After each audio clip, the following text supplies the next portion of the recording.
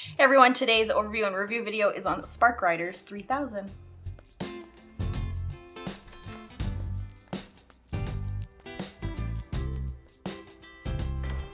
So if you're new here, my name is Krissy and this is Two Sheep, One Wheat. I review board games, so if there's any games out there that you'd like for me to review, let me know what that is down in the comments below. Like this video, and of course, subscribe to the channel. We have added members to the channel as well, so if you're into board games, take a look at that link down in the description below. And a big thank you to all of the members that have already joined. We have so much fun together. So Sparkriders is on Kickstarter right now. I do have the prototype copy that was sent to me from Arkada Games, so a big thank you to them for sending this to me so that I can review it for you guys. I will also have a playthrough video of this game coming out soon too, so keep an eye out for that. But yeah, just a big thank you for sending this copy to us.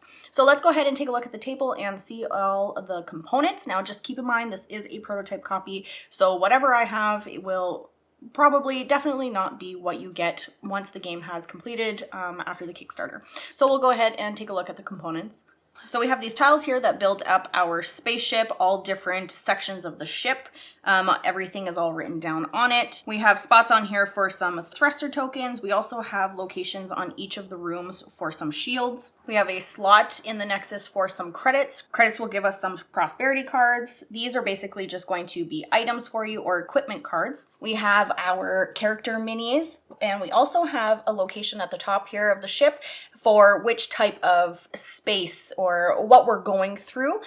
We also have these 3D elements here, so we're going to be able to upgrade our ship, and we're going to need some to upgrade our ship so that we can fight off some of the enemies. So all of these have a cost, and that cost is these components and fabrication tokens here. Now a typical game, you're going to start with a few in the Nexus. You can only have a maximum of 10 of those. Once you decide which room that you want to upgrade, then you can move those components and turn them into fabrication tokens, whichever room that you want to build the turrets, or if you want to upgrade them with lasers, whichever room you want to upgrade them in, that's where you're going to place those in. We also have some shields that we can add on to our ship, and whenever things go south, we have code orange, and on the backside is going to be code red, and that's just to show you that your ship is in need of repair.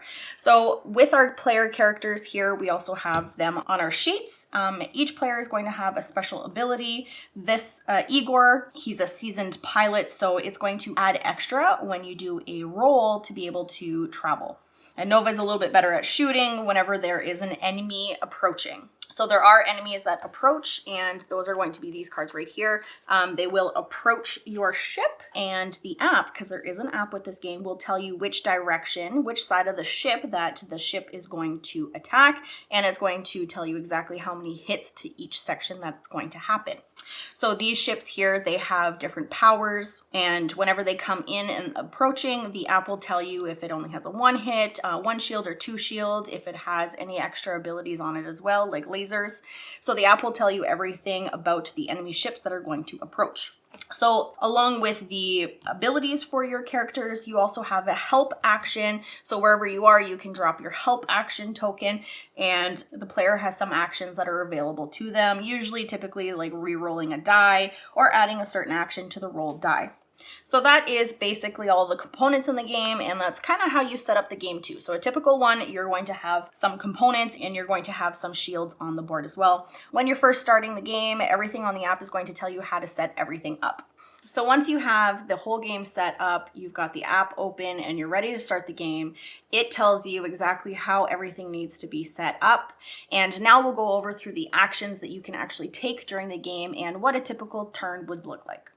So a typical turn will be Iris's turn. So this is basically the computer within the spaceship that you're talking to and is talking to you. So Iris will typically have their turn go first. It'll give you a rundown of the ship, if anything is on fire, if you need to deal with anything, what type of space you're going through. It'll tell you about your thrusters, and then it'll go into if any ships are approaching, what color they are, what's going to be on them, how many shields they have, things like that. So once the Iris goes through the ship and goes through any approaching ships, then it's going to be your turn. It's up to you. So now during your turn, you have a few things that are available to you. You can always move during your turn up to 3 spots on the board. Then on your turn, you have the ability to do some actions.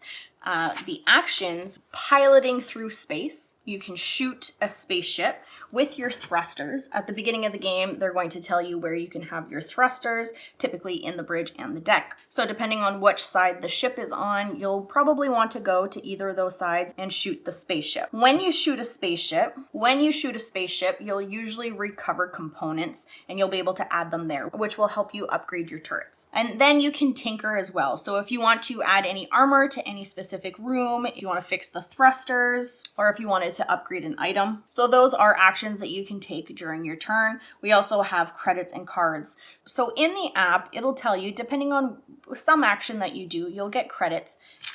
And you'll add credits into here. So for a 2-player game, once you collect 4 in here, you're going to be able to draw some prosperity cards. So it's going to be 1 per player plus 1 card.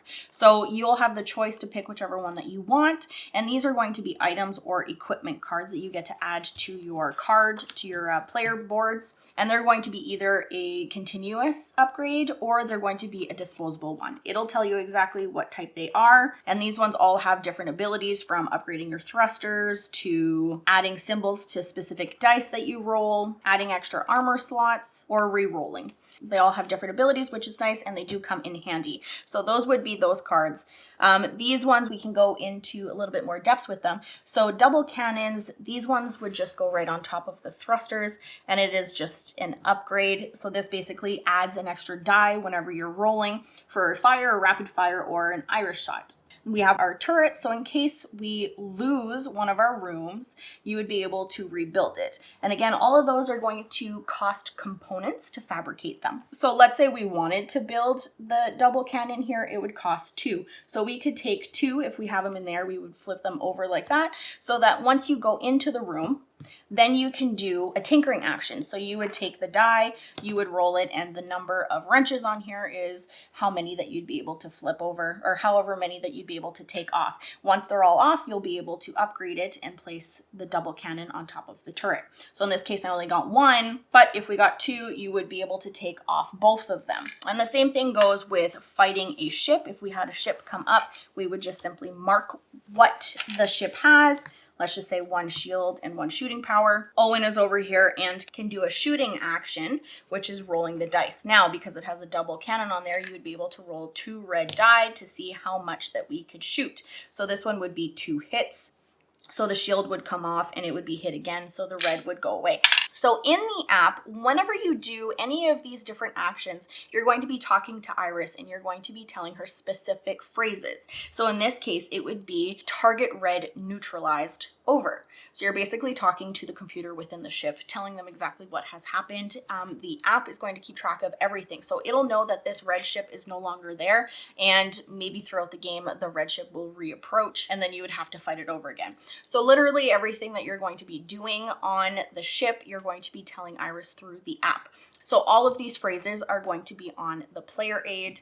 They're going to go through everything that you need to say to Iris so that the app retains that information to know the state of the ship.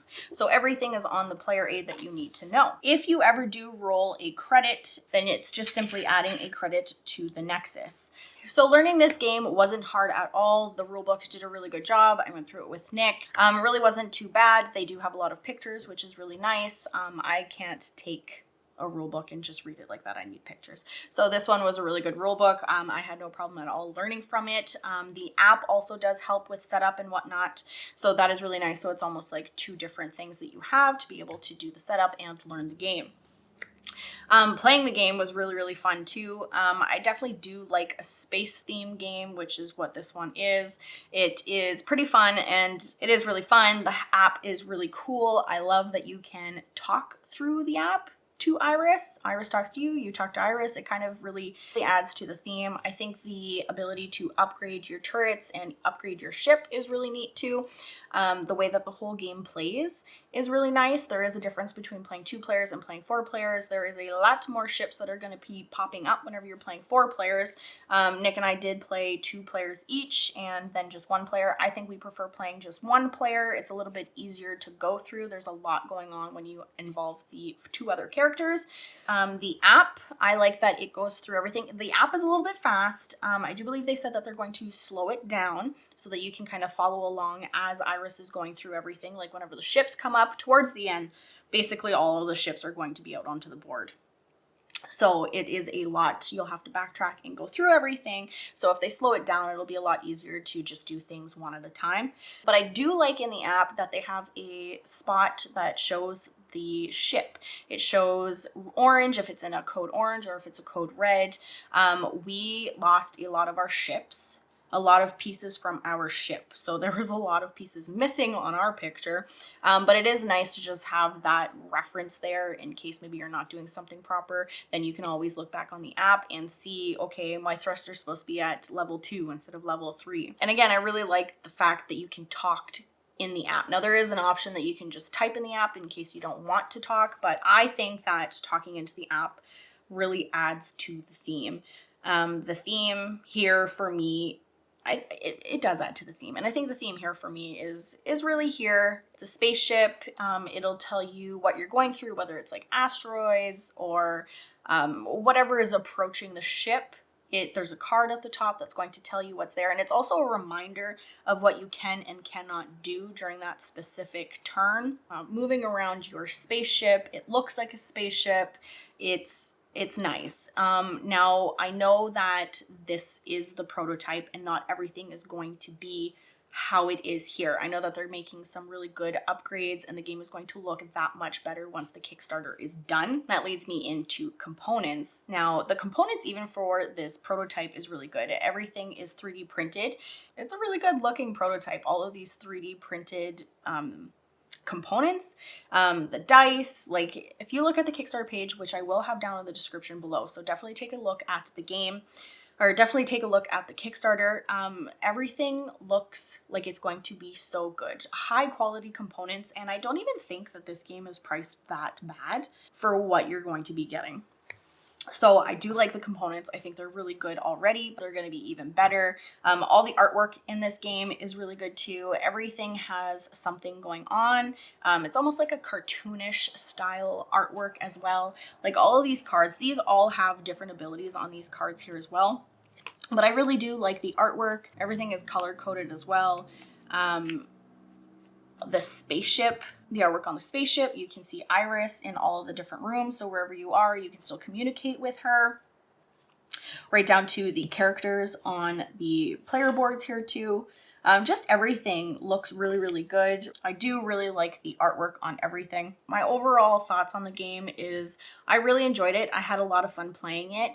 Because it is a dice game, the way that you play is going to vary. Nick and I played one game in 15 minutes. We finished it. We got 7,000 points that we were able to do it. It was great. It was a fun, easy game. And then the next game we played, it was the exact same game and we failed and got 0 points. We didn't get any points at all. Our ship completely blew up. All of the enemies were coming out attacking us. Yet it was the exact same game. So it's going to vary depending what you're rolling and if you get any help. If you're able to help, you're either going to get lucky or you're not going to get lucky. At the end of the day, the game is the same. It is a space themed game. You are trying to get to your destination. And you're just trying to avoid altercations with all of these ships that are coming in. It is a really fun game. I did enjoy playing it. Definitely like the theme. Definitely like how everything looks and comes together. Everything worked really well together. If I had anything bad to say with the game, is that it's a luck-based game, and I don't think that that's necessarily a bad thing. It's just the type of game that it is. So anytime that you play this game, your results are going to vary because of the dice. But that's not even a negative thing. That's just the type of game that it is. But if you like space games, if you like dice games, if you like minis in games, then definitely take a look at this Kickstarter page. I think you will be very impressed with it. So anyways, I hope you enjoyed this video, and I will catch you next time.